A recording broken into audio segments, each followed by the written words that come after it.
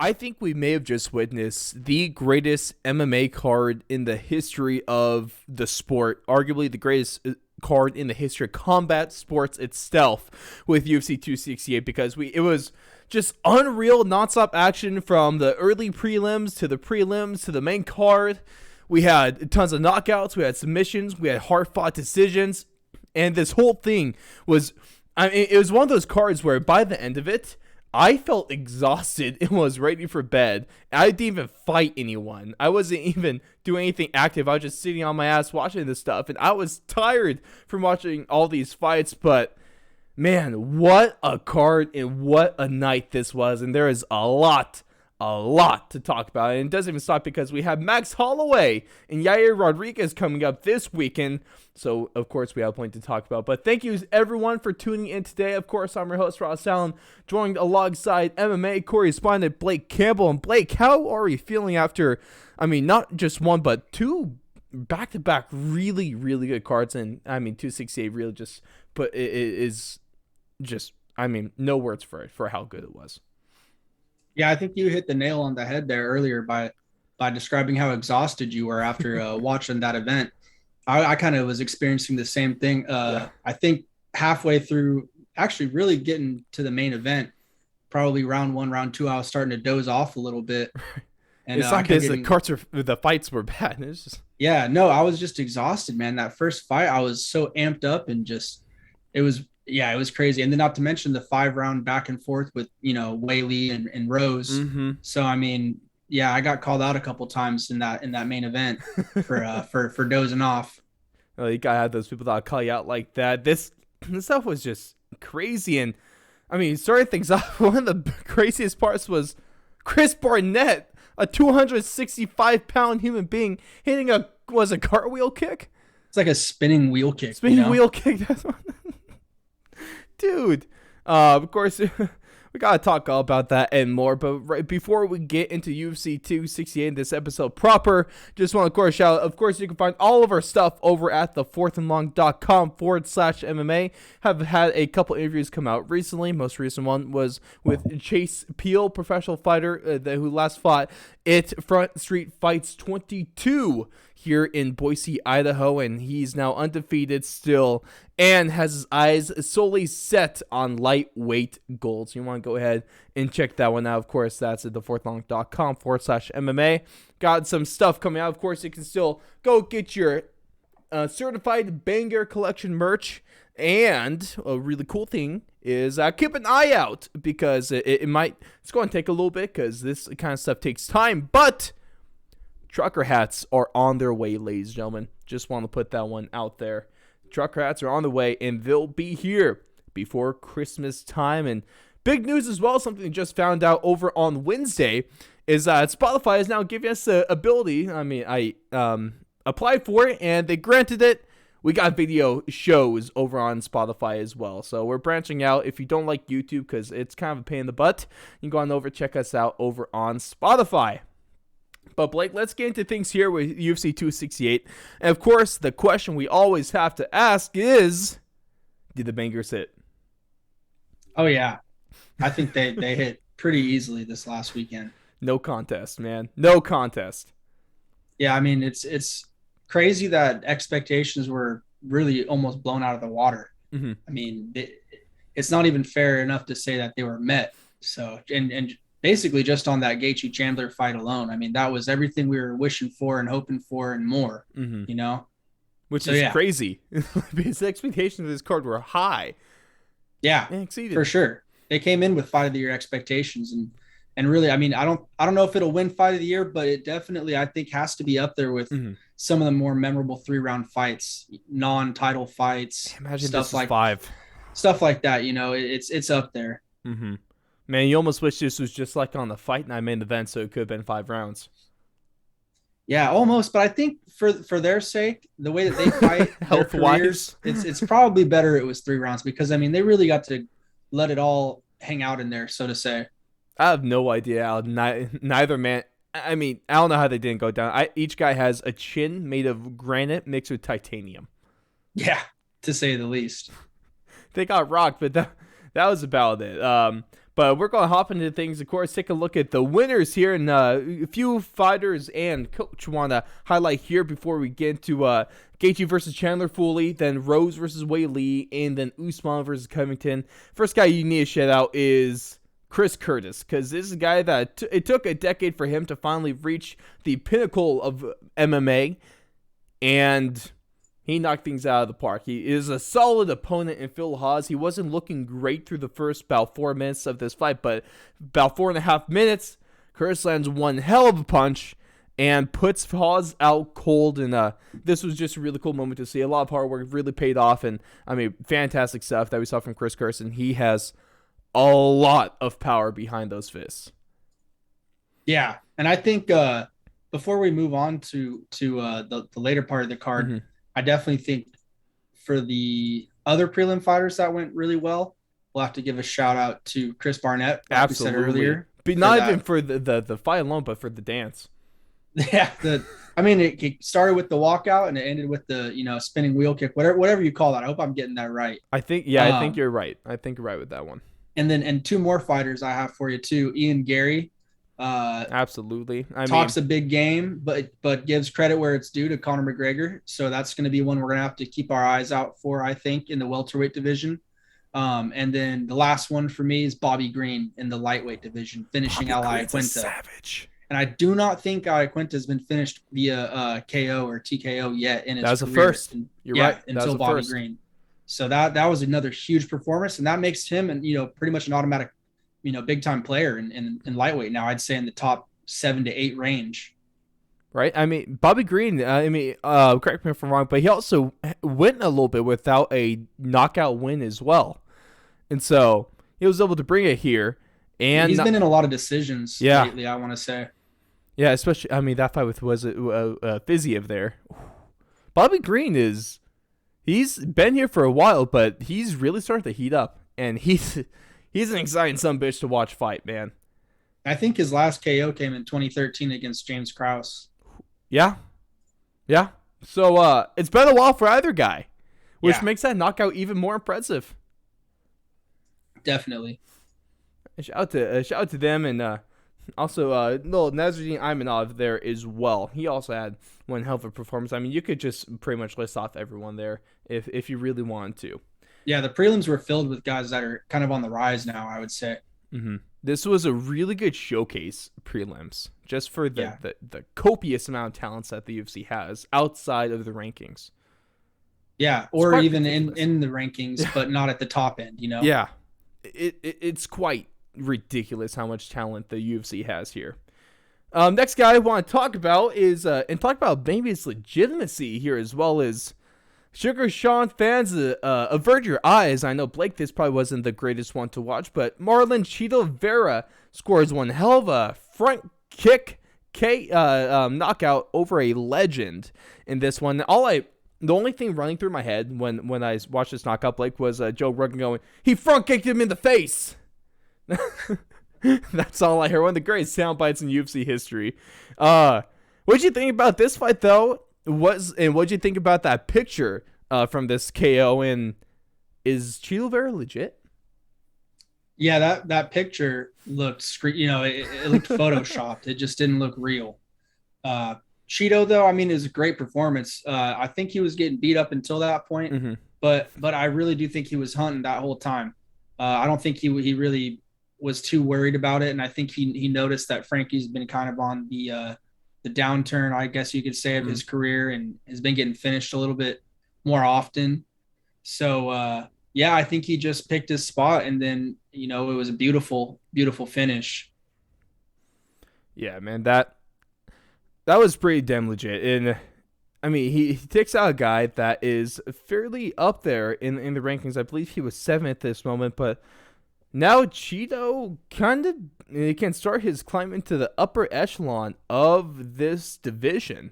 And he has some exciting stuff ahead of him. And so who do you think he should take on next? Because there's a couple of guys that kind of come to mind, the ones that don't have fights yet, or ones that actually make sense for Chito Vera at this point. Frank Edgar was at 8 is there. But a couple of guys you could put out there is maybe a guy like the machine in Merab Divishvili. He's coming off a win. He doesn't have an opponent yet. He's there at 6. That's a reasonable step up in competition for Cheeto. Or maybe take on a guy where it wouldn't be, I don't want to call it an easier fight, but it might be a better matchup at this point. Marlon Moraes coming off a loss. They were at 9. Cheeto Vera, they're 11. Either of those make sense. Do you have another one, or do you like one of those two? I'd say maybe the only other one you could possibly toss in there is a Dom Cruz, just because there was a call out earlier. He's at 269, so I guess that might be tough to do. Dom Cruz, and who's he fighting again at 269? Forget. He's Dom Cruz is over there. It kind of sucks. They kind of threw him on the prelim there, but is what it is. But he's taking on Pedro Munoz in one hell of a fight. That's right, Pedro Munoz. Yeah. Okay. Yeah. So that's really the only other name that would come to mind with Cheeto Vera at this point, and that's just because he had called out Dom in the past. But that'd be fun taking on another legend. But yeah. Two legends. He's basically taking on that Randy Orton storyline. The straight up, killer. Man. But yeah, I think between the two other options you listed, I like the Pedro. Pedro Munoz, not that guy. Marlon Moraes. I like him a little bit better than Merab. I think Merab is probably going to shoot for a guy a little bit more higher. Merab's probably rankings. Looking up, huh? Yeah, but and I honestly wouldn't be. I don't know. Yeah, I think Marlon would be a better fight, and that would be an exciting freaking fight too. I think that would be fireworks for sure. Cheeto and Marlon. That'd be a fun fight to watch. Two dudes that are just super high pace as well. And Marlon needs a win because he's kind of been struggling ever since he lost to Henry Cejudo with the belt on the line. Yeah, he almost got it against Merab, but Merab's got a super. I don't even know what to say, how to describe his chin. Want to just call him a spec and move on? He's a specimen. I think that's just perfect there. And then the last guy I need to talk about is the man that went perfect on the night. You want to talk about the best coaches in MMA, the ones that go undefeated, like Khabib Nurmagomedov. Let's talk about Trevor Whitman, because what a night he had. 3-0, 3 fights on the main card, 2 champions that retained their belt, 2 of them that are arguably the greatest of all time. We'll talk about that here. And one that is going to be more than likely, at least he's going to be in championship conversations. Of course, we'll talk about all these more a little deeply here in just a second. But this dude, Trevor Whitman, best coach in MMA, hands down, there is no argument to him. One hell of a night. Yeah, when you go undefeated in 3 pretty much the highest profile matchups you could get, super impressive. And that's, I want to say, the second time he's done that now, right? In a row? Yeah. So dude's having a damn good year, I would say. Last time you saw, last time Usman and Rose were fighting, they're on the same card, co-main and main. Yeah, was Justin on that card too? I can't remember. I thought he was. No, Justin's last fight was against Khabib. Last October. Right. Yeah. But so he's 5-0 this year then. 5-0 with both of his champs retaining twice. Yeah. That's pretty damn good. Pretty damn good. Pretty damn good. It's kind of hard to ask for more than that. But ladies and gentlemen, let's get into a little bit more meat and potatoes here. And the first fight we need to talk about it wasn't the smartest fight by either guy. That's for sure. It wasn't super technical, even though at moments it definitely was. But one thing you can easily describe this fight was it was a war and a slugfest. And was it Justin that said this after the fight, where it would be back in the old times? It would be him and Chandler fighting in a gladiator arena there in Rome and fighting to the death, because that's exactly what this thing was. This was just an all-out slugfest between Michael Chandler and Justin Gaethje. And the better man won. Justin Gaethje won this fight. Michael Chandler kind of got beat up in this one. But both these guys are so damn exciting. Just let me hear what you thought about this one, because there's so much you could say about this fight. Yeah, I think everyone kind of had the same mindset on this fight. I think the consensus was, in order for Chandler to win, he probably would have to take him out in the first round, get another devastating knockout. The longer the fight went, I think Gaethje was going to break him down, which Mm-hmm. that pretty much happened, I would say. I mean, Chandler had a really good first round. I think he won the first round on two of the judges' I scorecards. give him the first two. The other judge, I don't really. He gave Gaethje a 30-27. I don't agree with that because I thought Chandler did a great job first round attacking the legs, landing some huge shots. Close round for sure, but he won that. Really thought he rocked Gaethje a few times too. Honestly, absolutely. But yeah, Gaethje weathered the storm, came back, and was just so precise. I mean, my God, he busted Chandler up. You could just see he had cuts everywhere on his face and was, swollen and busted up. Where Gaethje had, a few scratches here and there, nothing really too crazy. So yeah, it was really a solid performance by Gaethje. I was almost expecting him to have a little bit more damage, but he came out relatively unscathed. What I saw from Gaethje was the guy that gave the boogeyman the worst loss of his career. That's the kind of Justin Gaethje I saw in that cage on Saturday. That's the guy that had a hell of a game plan and executed that sucker really, really well. Of course, there were moments where he was just kind of letting things loose, as Gaethje likes to do, but he has a chin, and he could afford to take some risks like that, and he wanted to put on a performance, and that's exactly what he did. But between the leg kicks, between kind of picking and choosing his spots, between knowing when to let loose a flurry of punches, and the devastating power that he has behind those cinder block hands, I mean, Justin Gaethje is a really, really damn good fighter. The only time we've really seen him get embarrassed, I mean, this is the first time actually that he's fought to a finish as well. Either he's gone knocked out or he gets knockouts. Or gets submitted there as well. But typically he gets knocked out. But he needs to fight for the belt, right? That's one place where we can go with him. Yeah, 100%. I mean, there's not going to be a more exciting fight in this division that's more deserving. Imagine the rematch too. Him and Dustin Poirier too? That'd be an amazing. I mean, either or, dude. At this point, Oliveira or Dustin. I mean, whoever wins that fight is the deserved champ, in my opinion. And either fight is going to be absolutely bananas with Justin Gaethje. Be so damn good. But I think for Gaethje, there's really that one choice you can do. That's a title shot. For Chandler, though, there are a few options. You can go the Conor McGregor route. He called Conor out. Conor actually replied, and this is probably one that is really weird seeing Conor reply to a call out like this, where he didn't kind of throw a joker insult in there. He was just really straightforward with it. And so that kind of threw me off a bit. But I am not complaining about it. He said they'll fight essentially in due time. If you look at the rankings-wise, you can definitely make a case, and what would be one hell of a fight is Michael Chandler versus Rafael Dos Anjos. And you could also maybe make the case for someone like, I mean, it's actually kind of hard to make the case for someone. Maybe that was kind of thinking. Maybe you can do Ferguson.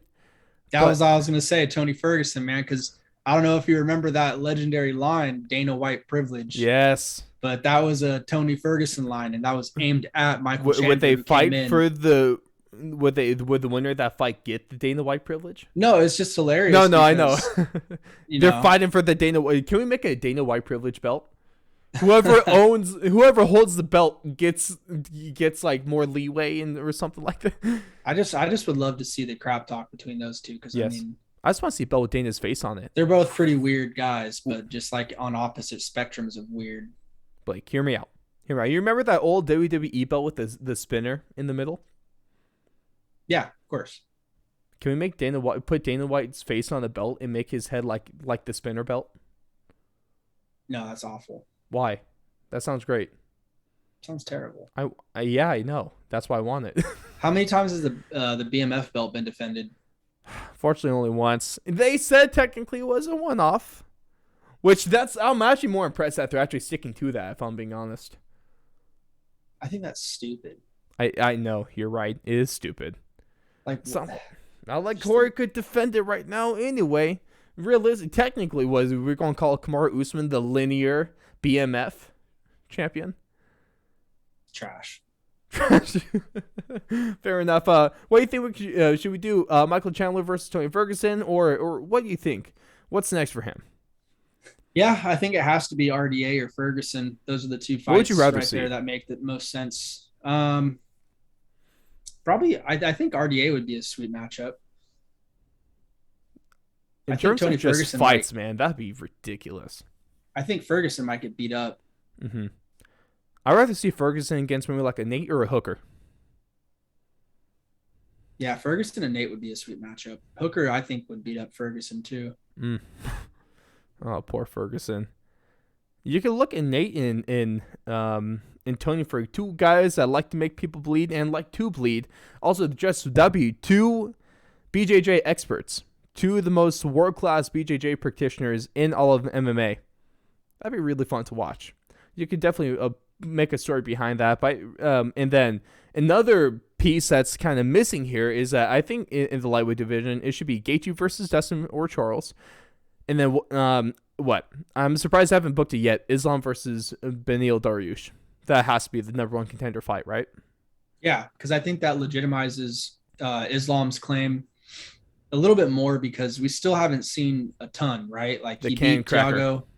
Yeah, like he beat Thiago, he beat Hooker. Like Hooker, don't get me wrong, Hooker's a No, phenomenal step up in competition, but still, let's get him an upper echelon mm-hmm. guy.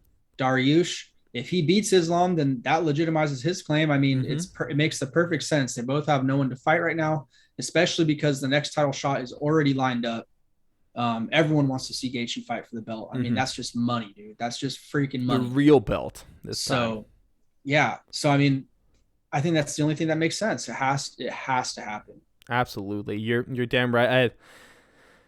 I just need Dana White to hurry up and book these fights. Otherwise, I'm going to stay nervous that they're going to do something like what they're trying to do for Rose Namajunas in her next fight. Maybe possibly screwing over the rightful number one contender, Carla Esparza. But speaking of that, let's get into this fight, Blake. Rose Namajunas versus Weili Zhang, part 2.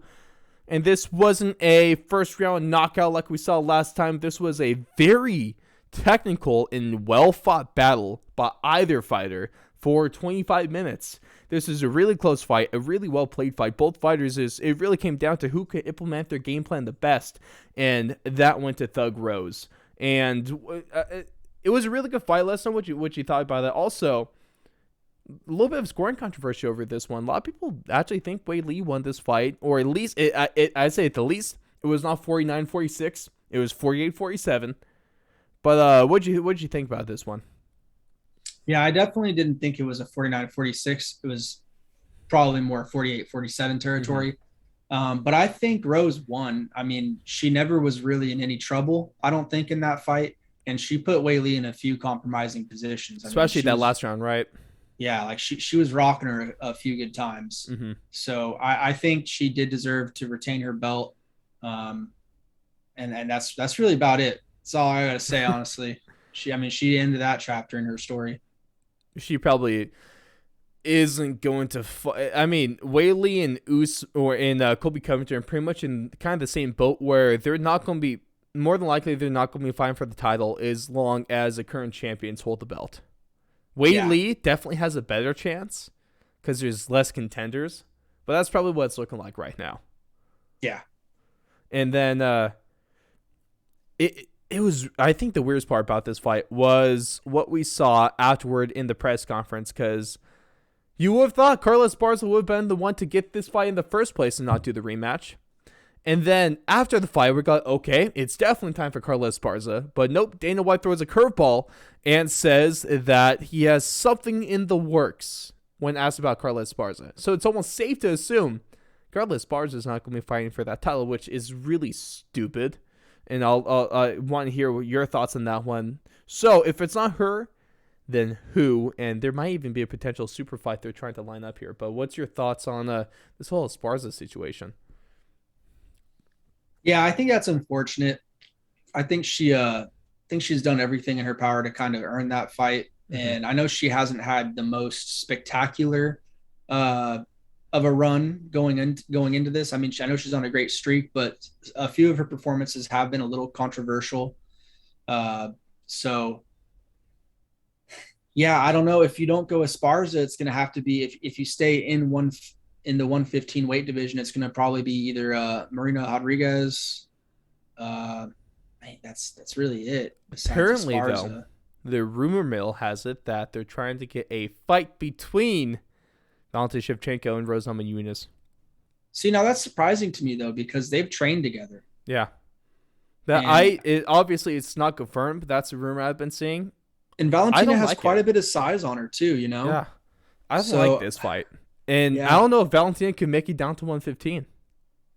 well, yeah, that's what I was gonna say. I she would probably have to go up to 125. Yeah, exactly. I don't like that for Rose. Yeah, I don't think that's a good matchup. I think that they should all just kind of stay in their respective divisions and just kind of clean them out. The only cross division fight I would like to see is the trilogy between Shevchenko and Nunes. Yeah, But that could definitely still happen. that's about it, though, man. I'd rather see these champs just dominate their weight class. I think there's too much of an emphasis and too much of a craze on having fighters fight out of their division. Yeah, There's not a need for that. And I'd rather, to me, I understand like why it's really cool, but Conor McGregor totally made the whole double champ status extremely overrated. Israel Adesanya should never challenge a 205 against Jan Blachowicz. And I just don't care, essentially, right? I think that's what it comes down to. I just don't care if you're a double champ. I'd rather see title defenses than title wins. yeah, it's almost becoming overplayed. Absolutely. And Valentina Shevchenko is stacking rubies in her division. I don't want to see Thug Rose start to stack rubies in hers. She has 2 belts. She got another ruby here. And I'd rather see Amanda Nunes keep beating cans because that's essentially all there is in the bantamweights and in the featherweights. Yeah, What do you think is going to happen here? Who, if you had to predict, who is Thug Rose going to fight next? I think they're gonna get Esparza done Sound confident? Well, you don't really sound too confident in that, I just guess. because the only reason I'm confident is because Rose is calling for that fight too. Mm, So I think as long as both fighters are calling for it, like it should happen. I mean, you got two fighters that want to fight, make it happen. that's a good It's point. got a good storyline already. I mean, just get that one out of the way. Sure. I mean, it's perfect. You have, like, was it the inaugural champ against someone that looks amazing and she also holds a win over the current champion. That's easy to promote. Yep. It's not that difficult. And the UFC could promote ant fighting a snail. Man, knowing their promo package, I'd be excited for that fight. And you put that one in the octagon as well. Now, one more thing to talk about here is, before we move on to the main event, Blake, is Rose Namajunas, with this win, has put herself into conversations as the greatest strawweight fighter of all time. Of course, the 1 and 2, it's really going to be her or Joanna Jędrzejczyk. Joanna Jędrzejczyk with all those title defenses. But now you see Rose is a 2-time champion with the title defense, and she holds a win over Joanna Jędrzejczyk. So, in your thoughts, has Rose done enough to deserve the denomination of the Queen of the Strawweights, or does she still have some work to do? I think, yeah, I think she still has a little bit of work to do. Mm. Yeah, that one's tough. I don't know. Because I mean, she's beat Joanna twice, she's beat Weili twice, so I guess there is a really good argument to say that she is. Mm-hmm. But I think with her beating an Esparza, avenging that loss, and possibly even beating a Marina if she ever gets it to her, if she ever is able to step up to her, Mm-hmm. then that would be, I think, a solidified legacy, and she would, no question, be the greatest of all time. Absolutely. I mean, those 2 wins would easily make that. One thing that I'd like to see, I mean, back-to-back wins over Joanna, back-to-back wins against Weili. She has solid wins over people like Tisha Torres, Angela Hill. She avenged her loss against Jessica Andrade. The only thing, like you said, Paige Van Zant, bro, don't forget that. I said good wins, Blake, not just wins. Oh, I'm sorry, man. She beat her ass that fight, though. Yeah, that wasn't good. That really wasn't that good. And then, I mean, shoot, you can take a look. He even has wins over people like Ronda Marcos and Joanne Calderwood in exhibition bouts in Tough in season 20. That's some good stuff, man. That's some good stuff. If you're looking at resume, I think Rose is the best women's strawweight fighter of all time. If you look at legacy, it might be Joanna, but Rose has had the harder fighters, and Joanna has 5 title defenses there, or 5 title wins, 4 title defenses. That's extremely difficult in its own, but winning the belt twice and then defending it, that's pretty damn good. And then wins over the who was the queen. I'll say it, Blake. Doug Rose is the greatest women's strawweight fighter of all time. I'll say it. Hell yeah, that's very brave of you. Yeah, I know it is. Come at me, MMA Twitter. And then, speaking of some of the greatest fighters of their division, the newly crowned welterweight GOAT, Kamaru Usman, at least crowned by Dana White, he's still champion after one hell of a win. I mean, let's focus on that. I mean, Colby Covington versus Kamaru Usman 1 was a fantastic scrap. It was going to be hard to follow it up. And they had another really, really good fight on Saturday with Usman getting done unanimous decision this time in another really close fight. Colby Covington came on really, really strong in rounds 4 and 5 there. It looked like, either guy could have had a finish in this one too. And there's a lot to talk, and there's a few things to talk about here. First off, did Colby Covington land the first takedown against Kamaru Usman, or that Usman's ever given up? Would Colby Covington, do you think it's right that Colby Covington would be the greatest welterweight in the world if it wasn't for Kamaru Usman? Then also, is Kamaru Usman the greatest welterweight of all time? That was like 7 questions. Actually, here, we'll just scrape it down. First thing, how was the fight? Next, was that a takedown? And would Colby Covington be champion if it wasn't for Usman? Let's keep it with those 3. I think your brain's big enough for those. This is definitely bigger than your brain. That's for sure. You're a Broncos fan. Okay. Let's not talk about that given the week the Raiders had last week. Hey, we still beat your ass. Hey, just wait till in the wise words of Tyron Woodley. Oh, what you know what? That song isn't half bad. It's definitely not the worst. It gets you pretty amped up, you know? It's not lyrically great, but in terms of just listening to it, it's not bad compared to especially what's being produced nowadays. But Blake, answer the questions. Getting sidetracked. Yeah, the fight was good. Usman had, the probably the closest to a fight-ending sequence we saw within that whole fight in the second round, I believe it was, when he I think he dropped him twice. He dropped him twice, yeah. Yeah. Was that was crazy. I think so. I would say that dropped was 10-8. Twice.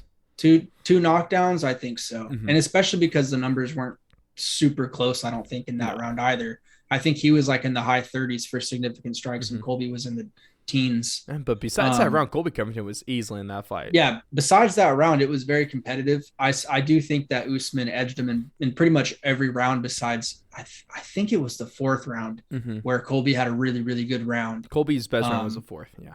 I think Colby landed that takedown. He got him to his knees, was on his back.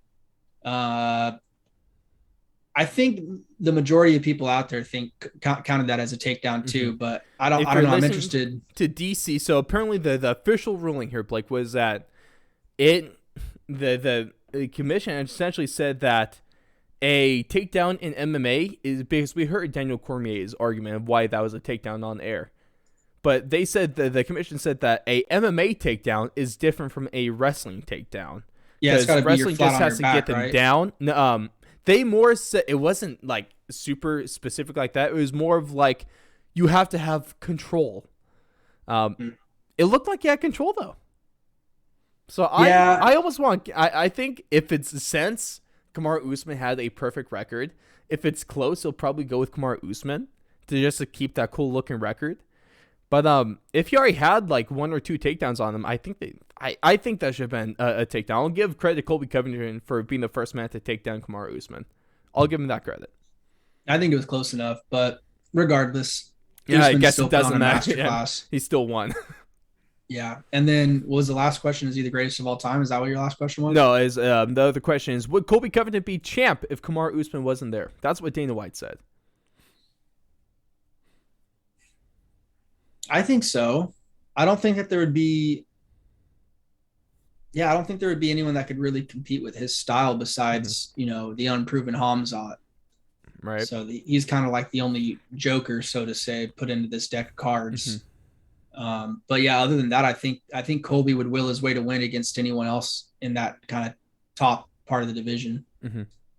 I mean, Colby Covington, he's lost twice to Kamaru Usman in two really good fights, and maybe if we're not talking Hamza, because he's probably the only other answer here, but I still, even though he's lost twice, I still think that Colby Covington is the only guy in this division that could take out Kamaru Usman at the moment. I still think that. Am I dumb? Am I dumb for thinking that? For thinking Hamza is the only one with the chance? Yeah, I mean, besides like taking Hamza out of the picture, I don't think anyone else has a chance to beat Kamaru Usman besides Colby Covington still. Yeah, I mean, I think I agree too. Yeah, Isn't that crazy? Because it's not like this division isn't loaded, because the welterweights are really solid, but like the 1 and 2 fighters, there's just a gap between them and everyone else. Usman's just that good, man. He really has kind of turned a corner, I think, and kind of shored up all the holes in his game, and just has unlocked like another level of just competitiveness and like just want to be great. That guy's ridiculous. And what about the last little bit moment there? Last thing we're going to talk about with this fight. What do you think about after the fight, where we saw a little bit of a break in that we've really never seen before in Colby Covington's character, where he embraced Kamaru Usman, say he loves him, and that this is mostly just about the money? I thought that was crazy. I did not think he'd show that in public. Yeah, I liked it though. I thought that was pretty cool. It showed kind of the I guess real side, human side. From all I've heard, for people that actually know Colby Covington, is that he's a nice guy. I'm sure he is. That's what it looked like. I don't think you can make it that far in life without having some good qualities, like usually those kind of bad people get weeded out and aren't allowed to be successful. So it doesn't surprise me that he was able to put his pride to the side and recognize like, hey man, you're that guy. You kind of deserve that respect. I thought that was cool though, man. Like, I have newfound respect for Colby Covington, but the best part about that is he showed that, but as soon as he got back on with the microphone in his hands in those post-fight press conferences, he went right back to Colby Covington. Yeah. That man's a true professional. Yeah, no, that was good. I really love watching him fight. And, who do you think's next for these guys? We'll talk next for Kamaru Usman, because we'll save next for Colby Covington in our What the Blank segment coming up here in a few minutes. For Kamaru Usman, there's a few choices here that you could kind of throw out. Put in the guy that, I mean, technically he missed weight when he weighed in, is a backup fighter, but Vicente Luque. You can do a winner of a number one contenders fight, which is something that we might talk about here in a sec. Or, hell, I mean, going back to my previous thoughts where I don't really like double champ stuff, but there's talks maybe the winner of Izzy versus Whitaker. Who's best in this? I think we just had this conversation in the previous fight. Yeah. It's unnecessary. That's a little overplayed. Right. Plus they're like Nigerian brothers, so yeah, not like actual brothers, but like, like bros. Yeah. Yeah, I think the Vicente Luque fight would be good to stay active, or I mean, really, other than that, there's not a whole lot, because the only guy I think he hasn't fought is like Wonder Boy, right? Yeah. But Wonder Boy doesn't really have a lot of momentum right now. No, he just lost to Gilbert Burns. Yeah. So, I mean, I think it's Vicente or kind of wait and see what happens with the rest of the division for a little bit. And speaking of wait and see, then, that's going to take us to our next segment, ladies and gentlemen. That's going to do it for a wrap of UFC 268, one of the greatest cards we will ever watch up until, at least for personal experience, this is hands down the greatest MMA card I've ever seen. It's just something spectacular, a night that had high expectations and was still able to exceed them, which is really one of the most craziest things here. Of course, before we get on to What the Blank, second edition of this segment on UFC Talk, of course, a couple things came out this week. AFL stuff is still rocking and rolling for those that like that. All of our Aussie fans really do love you all. We have our NFL NFL show that just dropped. Alex Kropp and I had one hell of a discussion over there on week 9 of the NFL season. And, of course, that interview with Chase Peel did drop last week, so plenty of time to go check that one out and get ready for his next fight, which might be for the Front Street Fights Lightweight Championship. And, of course, you can find all of our stuff. We're on Instagram. We're on Twitter. Find all of our stuff at thefourthandlong.com. But, Blake, let's get into this thing. Blake and Blank, man. What the blank is going on here? What the blank is this segment? What the blank is this show? Ladies and gentlemen, it's time for this new fun segment. Love the feedback that I've heard from all of you over from last week. A lot of you guys liked it, so you bet we're going to keep this one rocking and rolling. For those that don't know, what we're going to do here is I have a few segments or a few statements I'm going to give Blank, and they're going to give Blake, and they all have a blank. And then it's up to Blake to fill in the blank. And this is tough going between the words of Blake and Blank. This is really throwing me off. I'm impressed by my mental capacity to handle this. But Blake, let's fill in the blank. Oh, man, this is going to get so tiring so quick. You're killing me with that. Oh, this is going to get so old so fast. But Blake, the first statement I have for you is that I'm kind of going off a conversation with who Kamaru Usman is going to fight next, who Colby Covington is going to fight next. Might have to start it off with this statement, and that is Leon Edwards will fight Blank next. Especially after pulling out with now with Jorge Masvidal as of Wednesday, pulling out of their fight at UFC 269 due to injury. Man. This one's tough. I'd have a couple names for Edwards now that Jorge's out. I think it's got to be Wonder Boy, Stephen Thompson, Gilbert Burns, or Chiesa. Really? You're not going to put in the other name? No. Usman? No Khamzat Chimaev? Oh, Chimaev? Yeah? I mean, I guess he could. He could. Who's going to fight next? There's a lot of right answers with this one. I think in terms of someone that would be probably ready and willing ASAP, I think Chimaev is probably a good that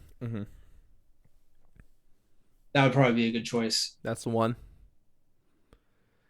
It kind of sucks though. I almost have to feel bad for Leon Edwards because I think to Dana White, the best decision he could make is to book Leon versus Khamzat. Apparently, there's a lot that played out on Twitter really fast.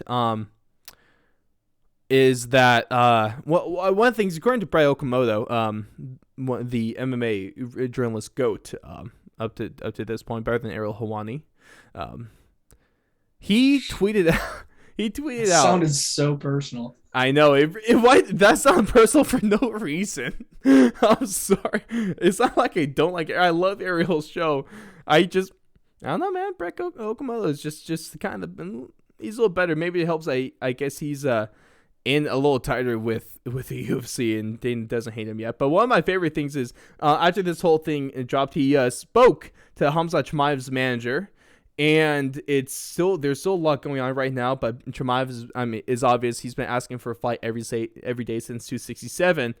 He texted Khamzat's manager when he saw the news of Masvidal's withdrawal. Khamzat said, "Call UFC now. We travel tomorrow," and then it was accompanied by several coffin emojis. I love Hamzat, dude. Who else does that? Yeah, he's already tweeting it at Bilal, I think, too. He's tweeting at Bilal and Burns. Gilbert Burns and all these guys. So I mean, yeah, he wants all the smoke. He doesn't care.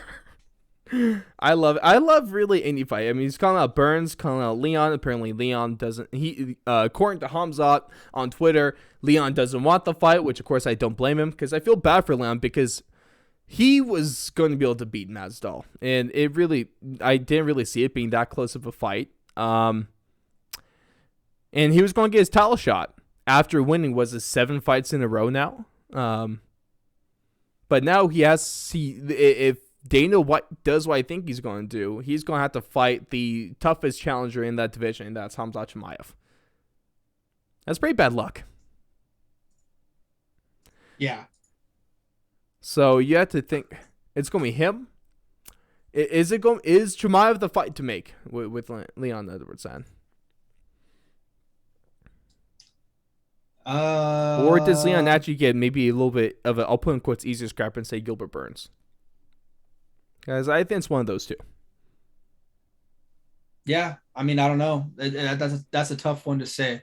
I think you could really go either way with it. And I'm interested to see which way they go. Big decisions on either, but there's a lot where you can go with Leon's next opponent. For Jorge Masvidal now, there's only one person that you could put him up against. There's one move to make in the welterweight division now, and that's to book the next season of Tough 30 between Colby Covington and Jorge Masvidal, and tell me that that's not perfect. It's what it should have been last year. Yep, that would be the one to make. And that's money. Dana White could just print money with that. Yeah, I mean, that's easy. Sweet damn. What a season that'd be. I mean, this season in 29, it was fantastic in terms of fights. The drama, not so much compared to some of the past seasons. This one probably bring back that drama, right? Yeah, it was a little more forced, I'd say. But yeah, this one would be a lot more natural and genuine. It'd probably be like Sun versus Wanderlei. Yeah. Something like that. Except probably better, obviously, because they're both, English speakers to the T. No, Ivan Chael could speak English sometimes, at least when it comes to his name pronunciations. And I think that's the best one there. Statement number 2, this is going off of Francis Ngannou, just walking right past Ciryl Gane, his former coach in the hallways of during UFC 268. So statement number 2, Blake. Francis Ngannou is blank of Ciryl Gane. I mean, I would like to change your of and say bye. Oh. And I would just say unbothered. Oh, that works too. So is the MMA media reading way too into this little situation? Yeah, I think so. I mean, dude was just walking past him. I don't think there was anything that really needed to be said. Did Ngannou do this intentionally? I don't think so. I mean, I think it's just kind of a situation you already know, like, what's up? Like I'm gonna try to whip your ass. What? When do they fight next year? 2 months. Early next year? Yeah, in a couple months. January. Yeah. Why, risk anything? Not saying that anything would have happened, but why risk anything weird happening when you're not there with your guys? I mean, I'm pretty sure Francis was walking alone, and Gane was there with his boys. So yeah, I don't read too much into that. I think he was literally just doing his business. He's probably a pretty busy man. Yeah. I mean, in terms of just trying to get meals down to fuel that 280-pound body, that's pure muscle. It's a lot of calories. Dude's a freaking freak. But I mean, just seeing him and Gane next to each other in that video, you realize how small is people we are compared to them. Yeah, we're like ants. It's ridiculous how big those dudes are. Last statement, something that we kind of talked about with Usman versus Covington is blank is the greatest welterweight of all time. I still think it's GSP. Still think Kamaru has a little bit more to go. But yeah, I mean, he's hell of a ride so far. Just need to see a little bit more. What would put Kamaru Usman over the edge? I think just a couple more title defenses. Just keep legitimizing your legacy and just keep winning in these dominant fashions, and it'll come. I mean, he's already right there on the doorstep. I mean, he's I say a couple fights away from probably being without a doubt the greatest of all time, especially because just um not to crap on guys from before, but I just feel like fighters, we're seeing so much improvement, so much faster now. Like guys are coming into the UFC way more experienced and just ready to rock, as opposed to like earlier in the 2000s when this was still a growing sport, and guys were more like specialists in one area, whereas now everyone's a lot more well-rounded. So I think for Kamaru, it is very impressive the run that he's put on, just because there are so many studs in this division. It's a good weight, a healthy weight class for a lot of guys. So I think a couple more fights and really, like, there's no way you can deny him of his status as being the greatest of all time, because there really would be, I don't think anybody that's beat him in the UFC, right? I don't think it's happened. Nope. Would it be controversial to say that Colby Covington would be able to beat, or at least have a really close fight with a GSP? I think it'd be a good fight. Yeah. I think him and Usman would be a good fight for I think GSP. Usman beats GSP. He probably does. I think he does. He's a little stronger, a little quicker. He might even be able to knock GSP out. Or Yeah, or do I need that'd be to a good chill? one, but Do I need to but chill? GSP is Dunzos, so Yeah. we'll never know. Obviously, we'll only see GSP fight Captain America in Avenger movies. Wasn't worse. He didn't play bad pirate. Didn't play bad pirate in that one. But Kamaru Usman definitely right there. According to Dana White, I mean, Dana White just doing really great promotion. Is that Kamaru Usman just needs a couple more title defenses. Maybe stay away from boxing Canelo Alvarez, because he get his ass whooped in the ring. And there is no need for that fight. But we're going a couple more things here before we wrap things up, ladies and gentlemen. Gotta take a look. The UFC train does not stop, and we got another hell of a main event at UFC Vegas 42. Max Holloway versus Yair Rodriguez, and something that's sure just to be an absolute banger. But Blake, it's a good looking card. On paper, at least, it might, some of the, at least the prelims might look a little lackluster, but I wouldn't say it, because there's some big names on either part of the card here. You got some veterans in the co-main event, Big Ben Rothwell right there, and you got a women's, like, one of the longest tenured and consistent women's fighter in Felicia Spencer coming up right there. And so it's that time of the week, Blake. Give us your bangers. All right. We're going to go with the prelims first. Cannot pronounce this dude's last name, so bear with me. Kennedy Nchezkou. Yes. Sorry. I don't. Maybe the Z isn't pronounced there. Nchezkou That's probably closer. versus Jung Da-un. These guys are light heavyweights.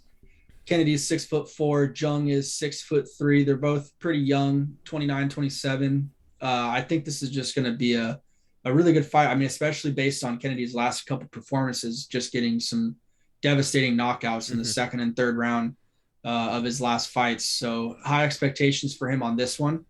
The next fights we're going to be going to are going to be on the main card. The first and second fight back to back. We got Song Yadong and Julio Arce. Arce? I don't know how to say that either. Sorry.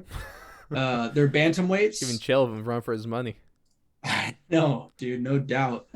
They're so these guys are bantamweight 135ers. Song Yadong is usually always an entertaining guy to watch. So I have a good feeling about him. Julio, I believe, in his last fight got a KO against Andre Ewell.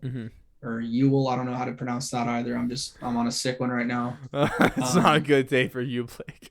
So yeah, I've I have high expectations for that fight. I think it could have potential to be a slugger. Mm-hmm. And then the last banger I'll have for you is welterweight division fight: Miguel Baeza versus Kalyn Chaos Williams. That's a damn good one. I think that's one. Besides the main event, I think this is what I'm looking forward to the most. Yeah, I mean, both guys are huge up and comers in their division. Super impressive records at 10-1 for Miguel and 12-2 for Chaos. So a lot on the line for that one. That'll kind of be a nice kind of spot to shoot up from, I guess, so to say, towards the rankings in that division. So yeah, I'm excited for those three fights probably the most, besides the main event. Absolutely. Load those bangers and let's get down to our main event predictions here. Max Holloway, Yair Rodriguez. This fight got bumped out a little bit of time, but now we're finally getting it. And it's a really interesting matchup because Yair Rodriguez likes to knock people out.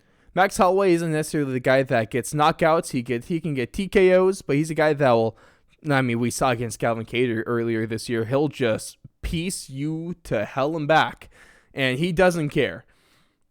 Yari Rodriguez, and we've also never really seen Max Holloway get his chin cracked. His chin hasn't really been tested before. He hasn't been knocked out. Dustin Besides that, really.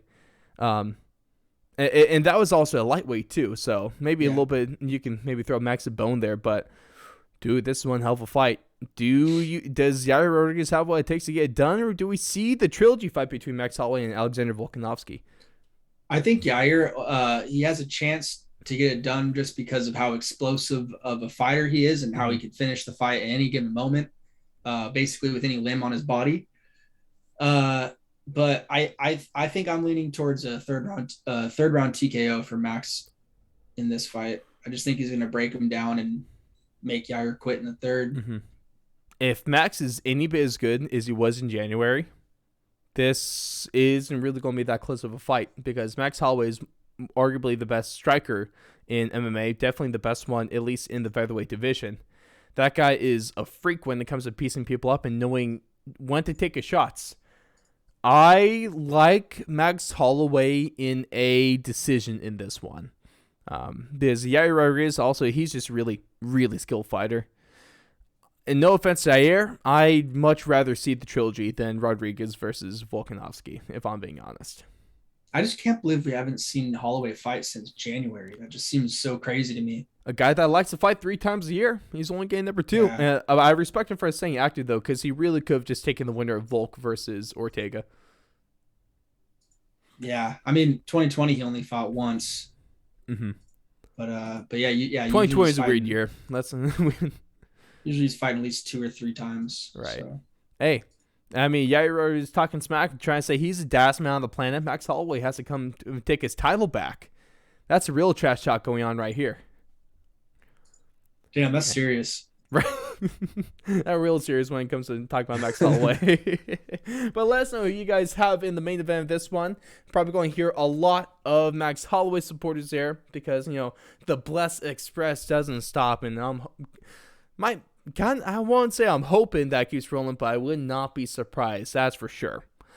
But ladies and gentlemen, we're just about ready to cap things off here. And what better way to cap things off than, of course, the Nene of the week. And this guy cannot catch a break, and he is so damn embarrassing. Let's talk about a man that's gone from getting submitted by a security guard, like working a mall or something like that, and now he gets pip slapped by Ali Abdelaziz in UFC 268. Talking about Dylan Dennis, the guy that's talking so much smack but will never get back into the cage. Dude, how are you gonna get smacked by Ali? Yeah, that's rough, man. He needs to just take it easy. I think he needs to just become I don't know, get a desk job somewhere. Just be cool, bro. This life is not for you. It's just something new, man. Literally every other week there's some other crazy outlandish story that's going on with Dylan Dennis. Him getting beat up by a toddler or something crazy, Is that what's going to happen?